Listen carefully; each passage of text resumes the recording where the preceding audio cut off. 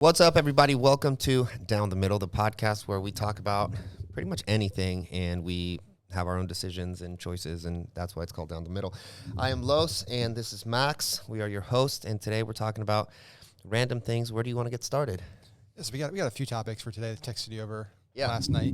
I've been excited about these topics. I wish we did our show almost daily because there's sometimes where I'm like, I know. I want to just talk about this stuff, and I'm like, I gotta wait till Thursday or Friday for us to meet up and sit down and chat. But I mean, we have a lot of Facebook. Like this week is a Facebook week, and not a good week for Facebook. I mean, this is a bad, Yeah. a really bad, like just about the worst week any company could have.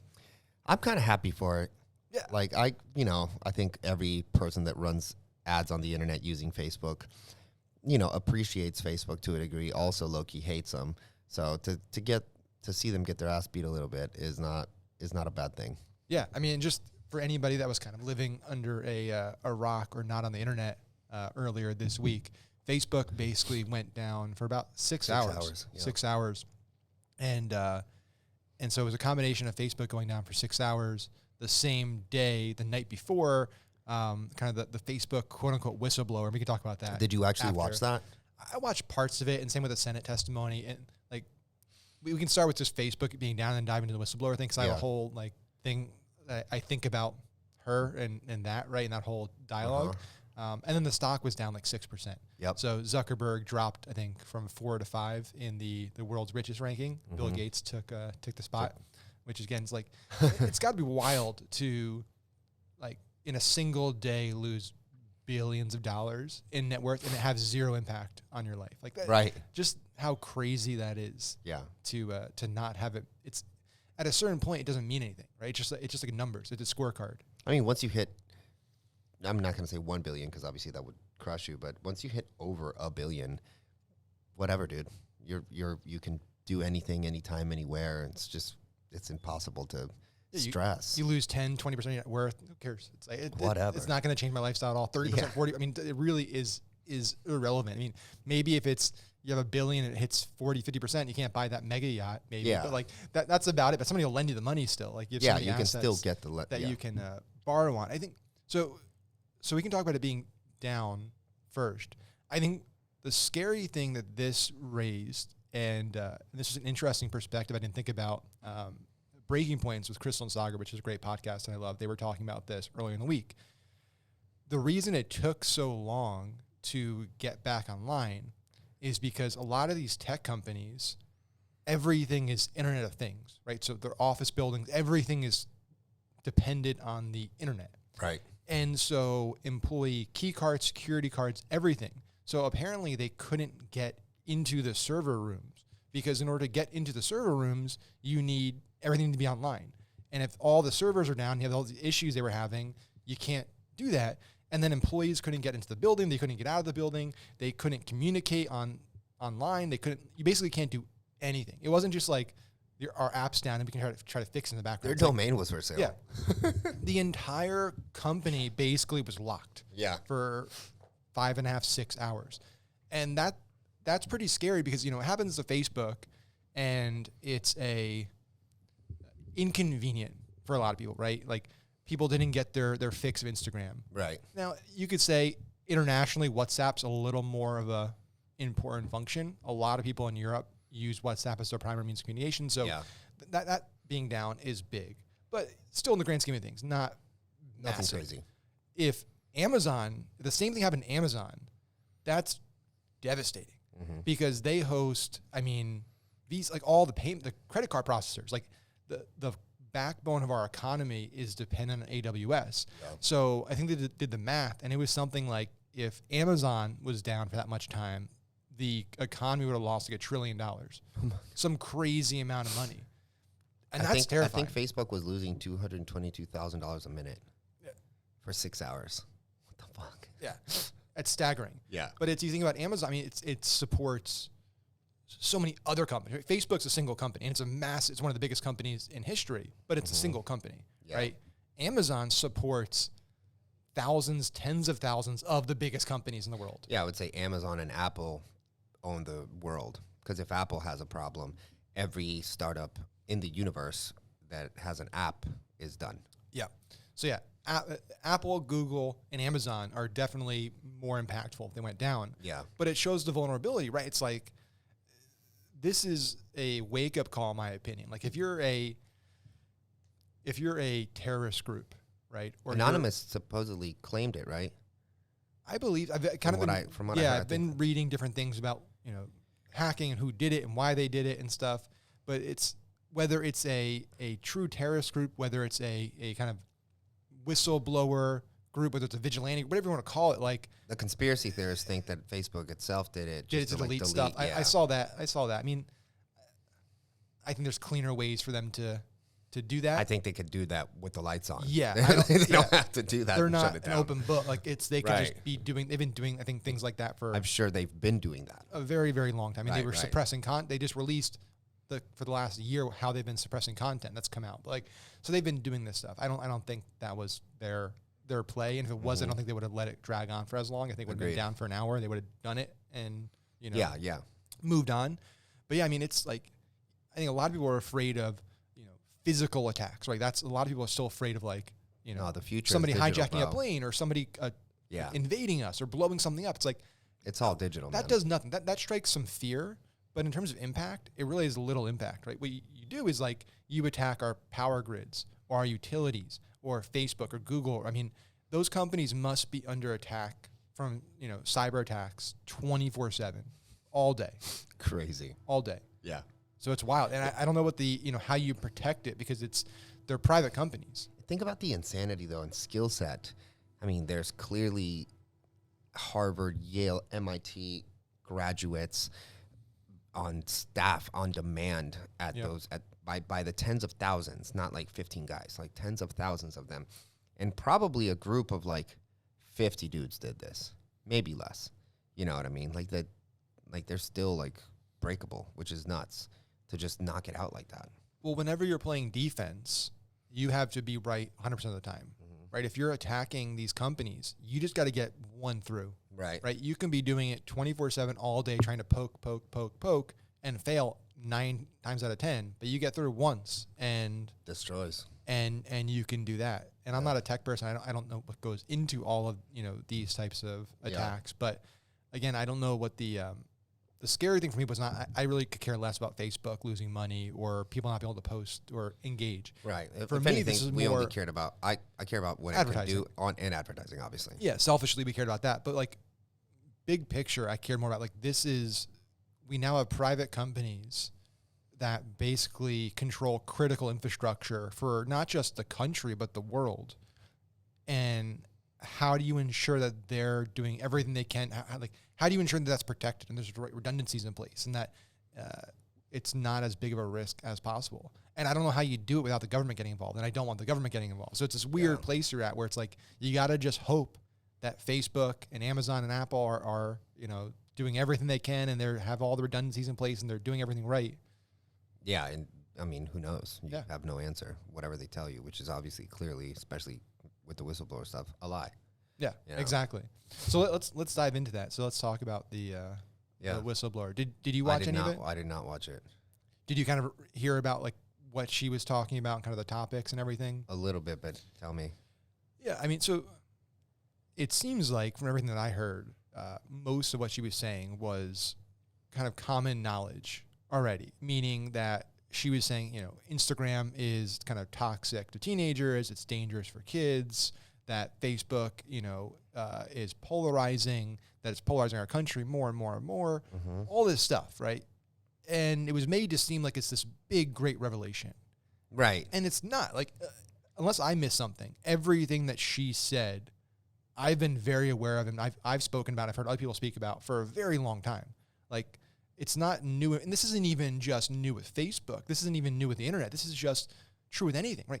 Magazines, like the movies, throughout history, any type of kind of entertainment medium has displayed a certain type of woman, a certain type of man, right? And that has caused people that watch it to want to aspire to be those people. Yeah. Even if it's unhealthy, right?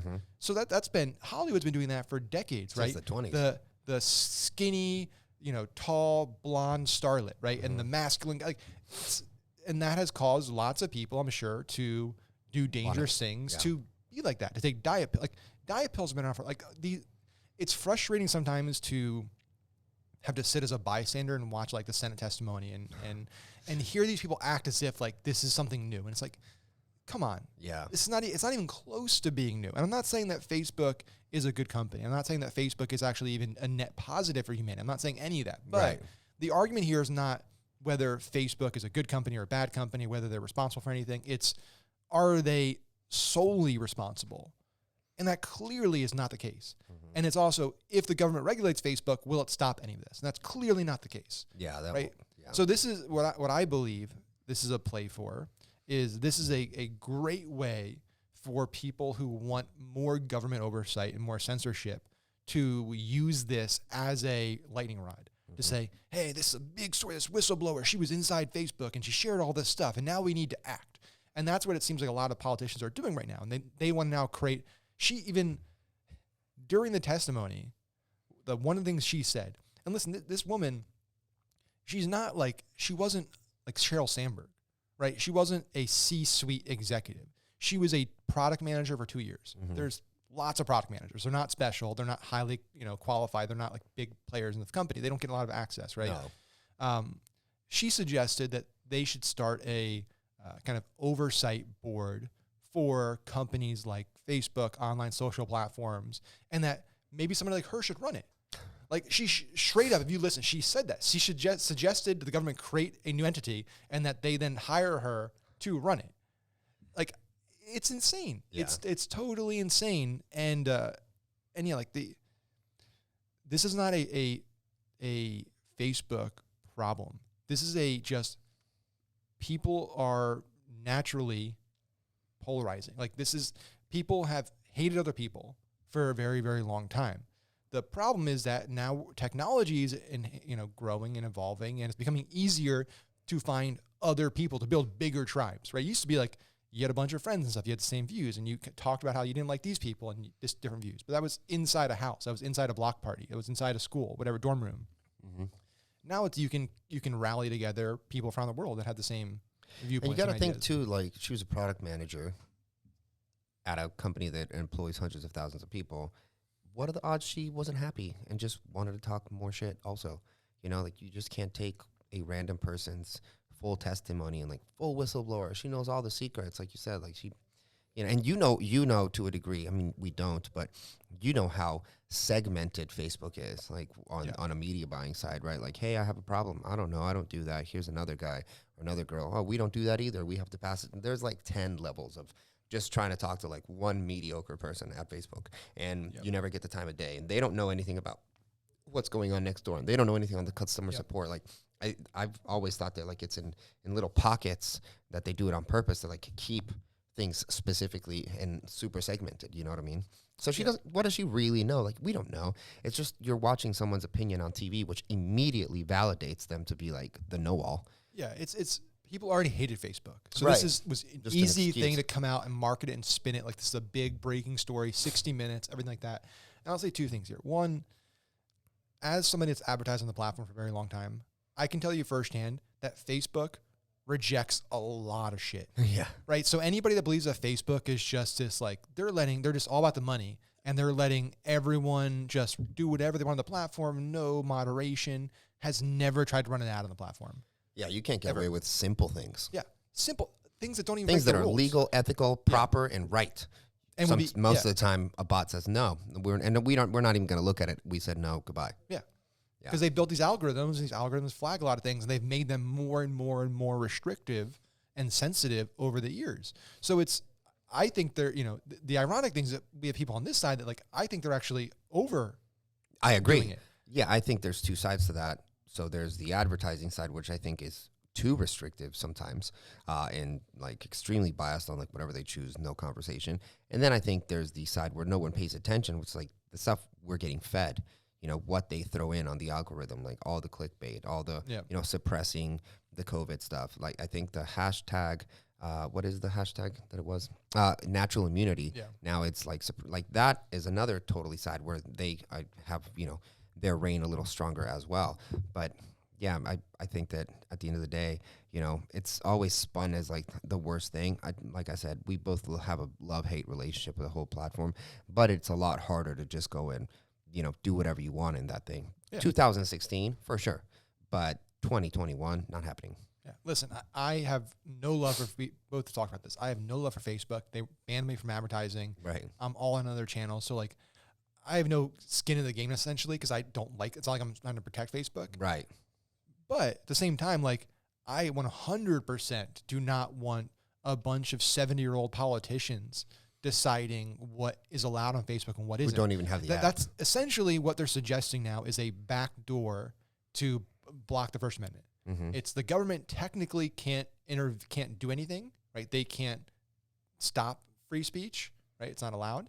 But they could create a oversight committee that then Facebook has to report. There's a lot of ways they could kind of make this work in their favor.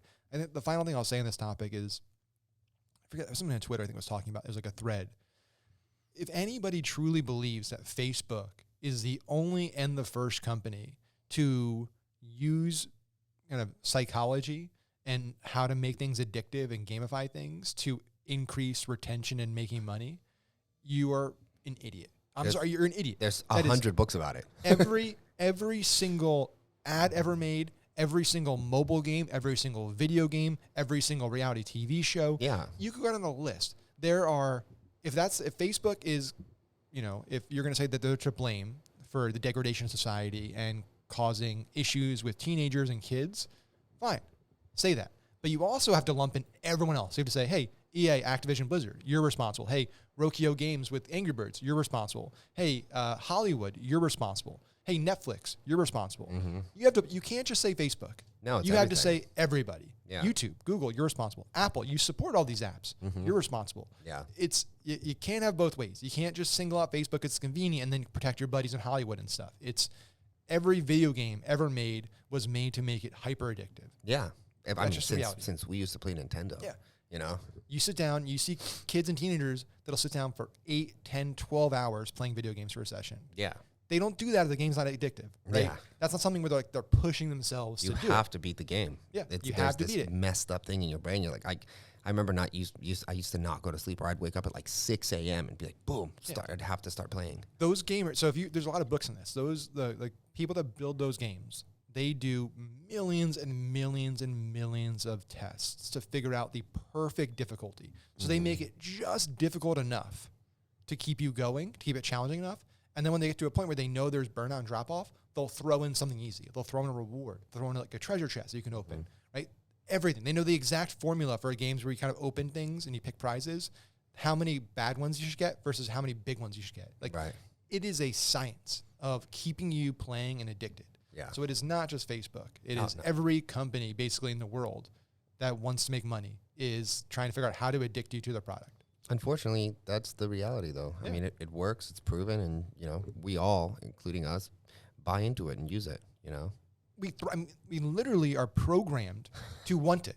Yeah. Our entire system of dopamine is built around that, right? Mhm. It's pushing us to complete things. Yeah. It's pushing us to continue things, right? So it's, I don't know, you have to either change the human brain or you have to tell every company that exists to stop trying to make money and make their products addictive, essentially. I don't know how you do that. For the people listening, you should check out the book that both Max and I love. It's called the Molecule of More. The entire book's about dopamine. Yep. It gives you really good understanding of like how you can manipulate it, how you're being manipulated by it, and how to like kind of be aware of the situation as well.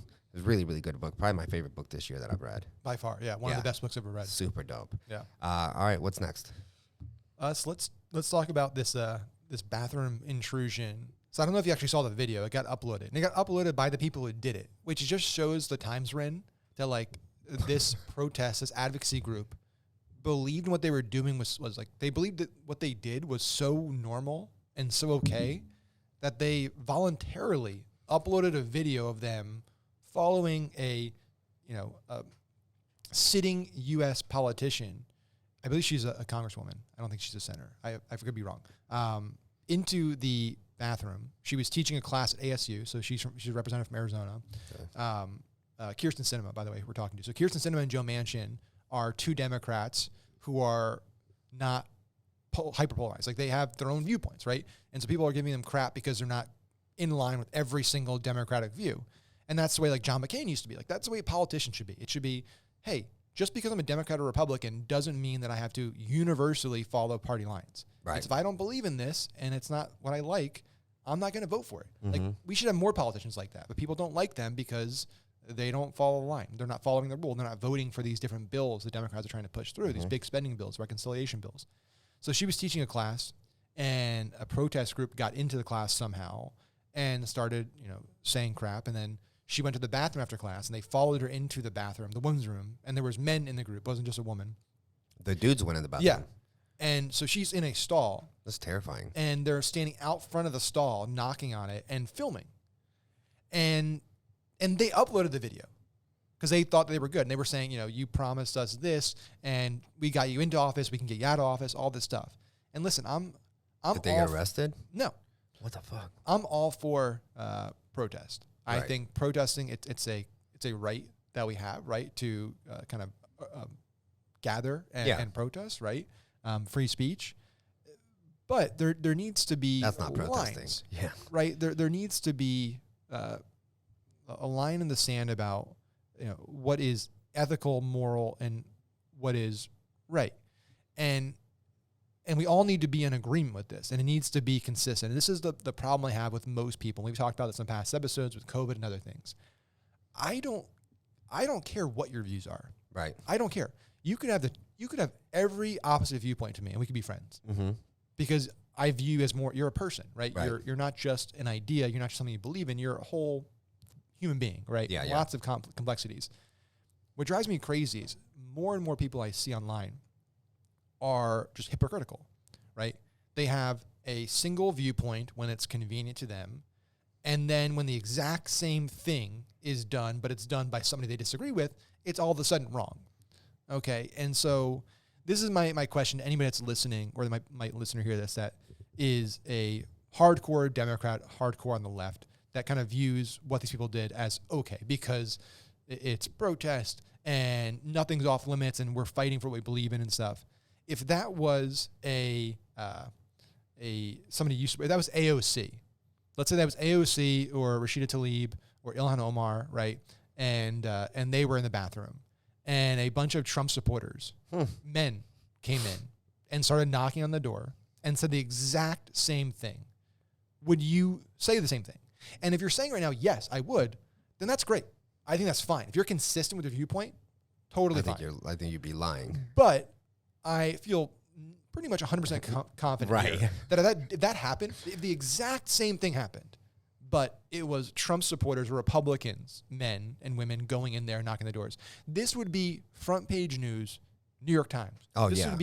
This would be running on loop on CNN, MSNBC. Everything. The Republicans are out of control. These radical Trumpists are attacking women in their safe space. Women, it's the women's bathroom. They're safe. And so this is, for me, it's like, this is bullshit. It's because the Democrats don't like Kyrsten Sinema right now because she's not following the party lines and they view her as a Republican. Nobody defended her. Even Biden, the first time he was asked, basically said, I don't want to put words in the mouth. People can listen to this, but essentially what he said was that this comes with the territory. He said that this is essentially the game. It's like there's crazy people out there, there's protesters out there. He said, that's why luckily, I have Secret Service. Nobody gets that close to me. He straight up said that. What a prick. When asked. And then it wasn't until I think they were asked later, like a second or third time, that like Jen Psaki and everybody kind of said like that was wrong. We disagree with it.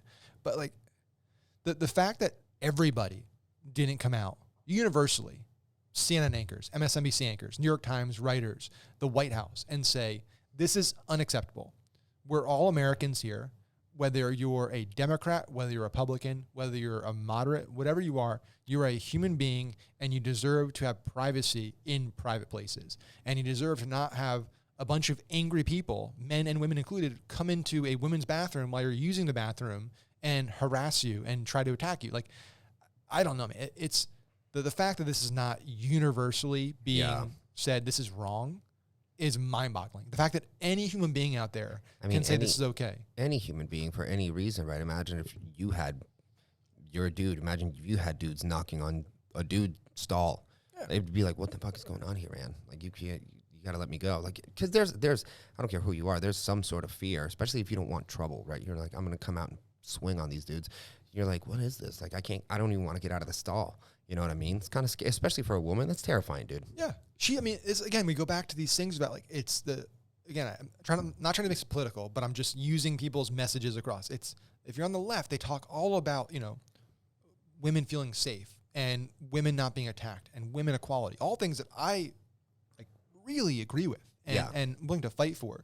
But you can't say those things. And then when a woman who you disagree with is basically assaulted in a bathroom, you don't say anything. Like that's why a lot of these people are losing people, right? If you're on the far left, like even just Democrats in general, that's why Andrew Yang left the party. Yeah. This is an example, right? I'm not a registered Republican. I have voted Democrat. I voted Republican in my life, right? I consider myself an independent. I'm down the middle. I vote based on people and issues in real time, right?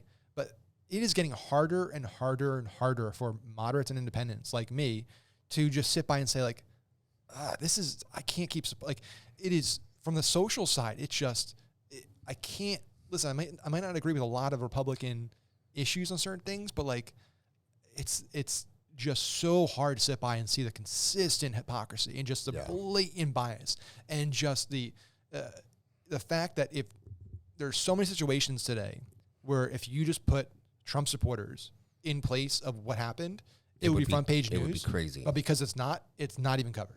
Yeah. And you can't build trust with people by doing that. People see that. Like, it is very obvious, right? It's not like you're getting one over on us. Like, ooh, we snuck it by him. It's like, no, everyone saw that you just ignored that. And that's a big story. And that you would have covered it differently if it was a different person. Like, if you're in I don't know what we need. We need people that cover a story the same way, no matter who is in the story. Like, I don't understand what's so complex about that. And I don't understand why people in the media are so surprised when people call them political. And they try, well, I'm not political, I'm independent. It's like, no. If you change the way you report the news based on who you're reporting the news on, you are political and you're biased. That's a fact, right? If you take the exact same story but swap out the actors in the story and you report it differently, how can you say you're independent? You can't. There's no way you can say you're independent, right? And that happens every single day. Not just on MSN, it happens on Fox too. It happens on the right? But a vast majority of the media is left-leaning, and that just is. It's pretty extreme. Like the majority of everything that you see is like not even like negative. I've barely seen. I mean, I follow a lot of different things on Facebook and Instagram and different things like that, right? So, but let's just go back to like last year, 2 years ago.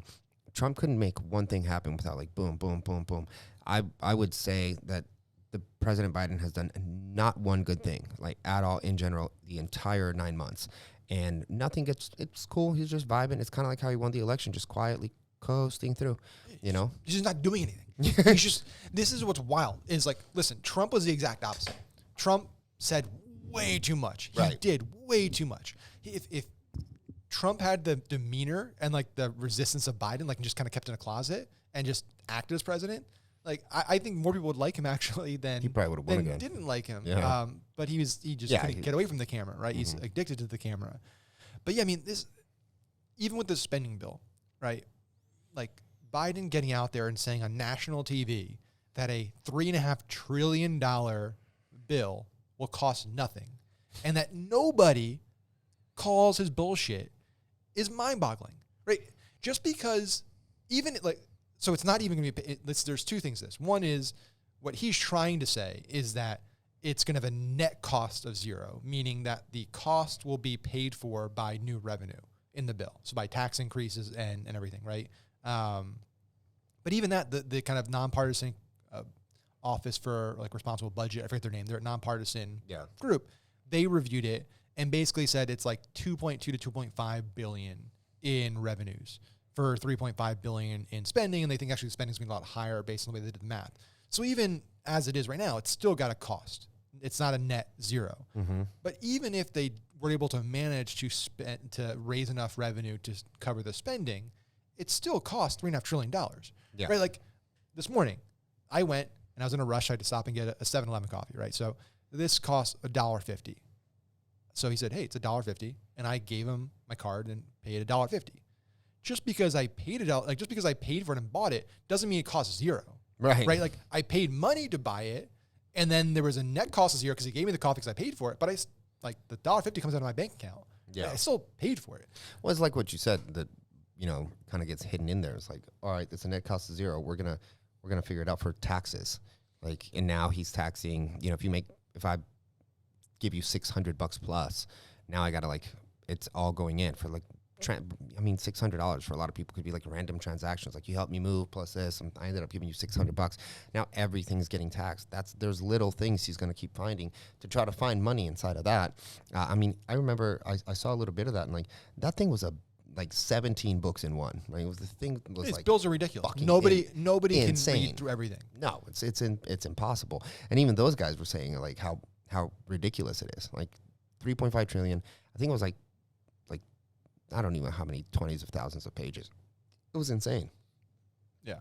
And the final thing they won't tell you, and then I know we have kind of a final topic here to wrap up, is so let's play this out, and let's even use the logic that they're using, right? So let's say they can actually raise enough revenue and that the net cost is zero. So that, the BS spin they put on it is somewhat okay, right? It's still total BS, and it's still total just, jargon they're using to fake people out to think it's cost nothing, but it still costs something. But let's give it to them. Net cost zero, okay? When you pump $3.5 trillion into the economy, guess what happens? Inflation, right? And I remember also when the money's about to run out anyways. Yeah. So I remember, I think 6 months ago or so when we started hearing about more inflation, right? I was posting a lot about it. I was like, this is and again, I'm not giving myself credit here. I believed in this heavily. So I want to keep talking about it, that this isn't, everyone was saying transitory. Jerome Powell at the Fed, transitory. Janet Yellen, transitory. Biden, transitory. Meaning that this is, it's because we opened the floodgates again with COVID. We closed the economy, open back up. You're going to have the spike, right? So it's a 1 month, 2 month thing. And then we got 2 months in, 3 months in, 4 months in. And now they're finally like, okay, maybe it's not transitory, right? And now you have companies like I think it's the Dollar Tree or Dollar General, whatever. Literally can't. Everything costs $2 now. Everything's $2. Yeah.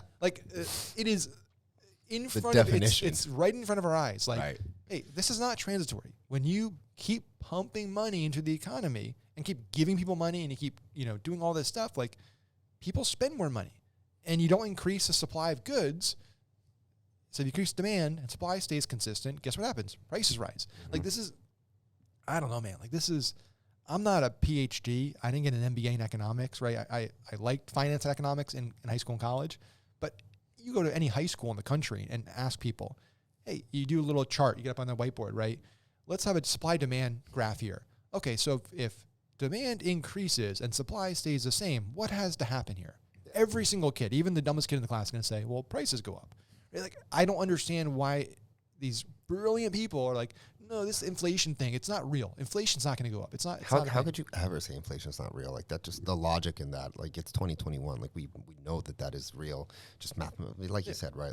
It's such a ridiculous thing to say. It sounds absurd. Yeah, it's happened time and time again, and it's happened to some of the greatest empires in history, and it's caused the downfall of some of the greatest empires in history.